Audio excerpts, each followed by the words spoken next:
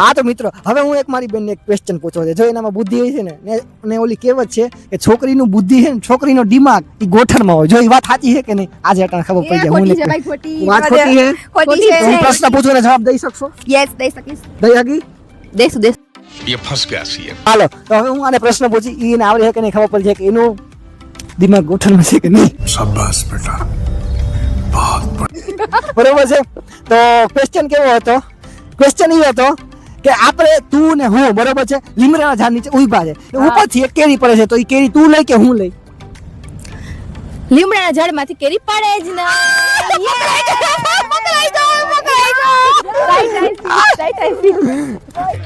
સમાનની વાતમાં કોઈ દી સમાધાન ન હોય અને યુદ્ધના શોખીનને સમાધાનના મોહે ન હોય વાલા. કરી દીધું કે ગર્લ્સ નો દિમાગ ગોઠણમાં ના. કાંઈ વાંધો નહીં. મારી પાસે એક ક્વેશ્ચન છે. Question weight and watch. Okay તો હવે તો એક ગર્લ્સની હોસ્ટેલ છે બરોબર છે, ત્યાં આગ લાગી છે અને એક મંદિર છે ત્યાં આગ લાગી છે. તો હવે એમ્બ્યુલન્સ થી ક્યાં બુઝાવા જાય? સૌથી પહેલા શું એક ગર્લ્સ ની હોસ્ટેલ છે ને એક મંદિર છે ધાર્મિક. હા બે કોઈ માણસો ચકાચક ભરેલા છે. સિત્રી જોયો બે કોઈ માણસો ચકાચક ભરેલા છે તો એમ્બ્યુલન્સ થી ક્યાં આગ બુઝાવા જાય? મંદિરમાં. મંદિરમાં મંદિરમાં.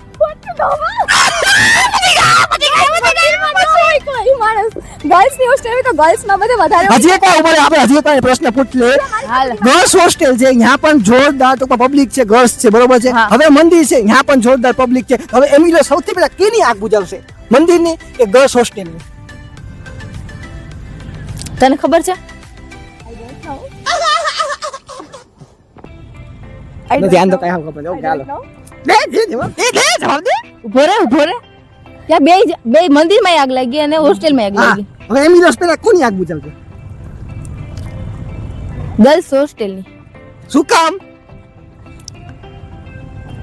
એ રીઝન નથી ખબર પણ ગર્લ્સ હોસ્ટેલ ની આગ બુઝાવી. ઓકે તો આજે મેં સાબિત કરી દીધું છે કે છોકરીઓ દિમાગ ગોઠણમાં હોય. હવે પૂછો હવે બીજી વસ્તુ એમ ધંધો કે કેમ? રીજન કે ભાઈ એમ્બ્યુલન્સ ક્યારે આગ બુઝાવવા માંડી?